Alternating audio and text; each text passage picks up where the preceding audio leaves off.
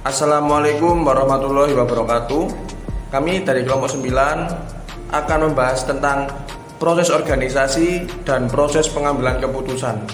Dalam kelompok ini terdiri dari 3 anggota. Yang pertama saya, Muhammad Ramadan Haji Hidayatullah. Dan saya Azrul Afrilana Awaludin.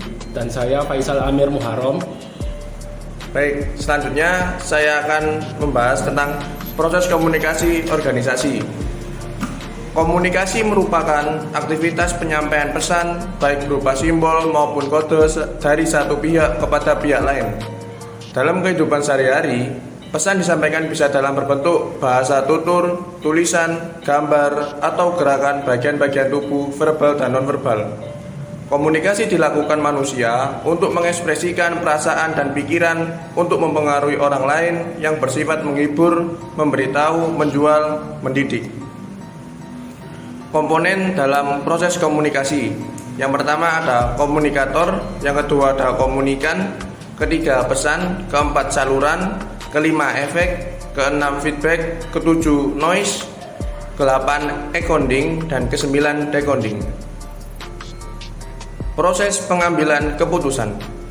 Pengambilan keputusan mempunyai arti penting bagi maju mundurnya suatu organisasi, terutama karena masa depan suatu organisasi banyak ditentukan oleh pengambilan keputusan. Dilihat dari Mintzberg tahun 1979 dari segi kekuasaan untuk membuat keputusan, yaitu apakah mengikuti pola sentralisasi atau desentralisasi. Menurut Simon, pengambilan keputusan meliputi 4 tahap, yaitu saling berhubungan dan berurutan, yaitu intelijensi. Tahap ini merupakan proses penelusuran dan pendeteksian dari lingkup problematika serta proses pengenalan masalah. Yang kedua ada desain. Tahap ini merupakan proses menemukan dan mengembangkan alternatif.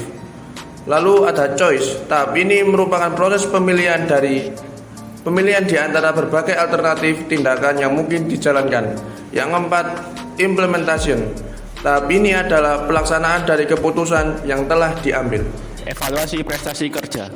Penilaian atau evaluasi prestasi kerja adalah sarana penyedia informasi yang sangat membantu dalam membuat dan menerapkan keputusan-keputusan. Evaluasi prestasi kerja digunakan sebagai tolak ukur baik buruk kinerja seseorang anggota selama melakukan tanggung jawabnya di organisasi atau perusahaan. Langkah-langkah melakukan evaluasi prestasi kerja. Ada 3 langkah dalam penilaian prestasi kerja, yakni persiapan, penilaian, dan wawancara evaluasi. Ada pendapat lain yang mengemukakan bahwa proses evaluasi prestasi kerja terdiri dari identifikasi, observasi, pengukuran, dan pengembangan hasil kerja. Objek evaluasi prestasi kerja. 1. Hasil kerja individu. 2. Perilaku. 3. Sifat. Selanjutnya, proses sosialisasi dan karir. Proses sosialisasi adalah proses bagaimana memperkenalkan sistem kepada seseorang untuk dipahami, supaya orang tersebut dapat hidup dan berperilaku sesuai dengan tempat ia berada.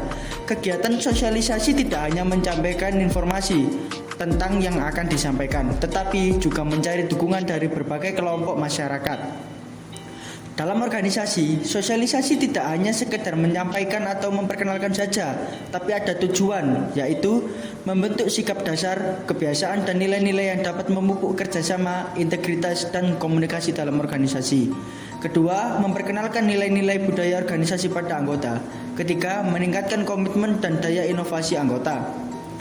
Kedua, proses karir. Menurut Edwin B. Filippo dalam bukunya Personal Management, karir adalah rangkaian aktivitas kerja independen namun terkait yang memberikan kontinuitas, status, dan makna dalam sejarah hidup seseorang. Individu sebagai anggota organisasi tentunya berharap dapat mengembangkan diri guna mencapai karir yang diinginkan dan memiliki jalur sendiri untuk mengembangkan karirnya sendiri.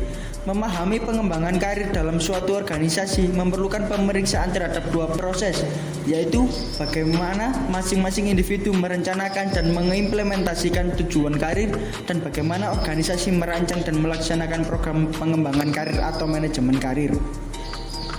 Sekian dari kami. Terima kasih. Kurang lebihnya kami mohon maaf. Wassalamualaikum warahmatullahi wabarakatuh.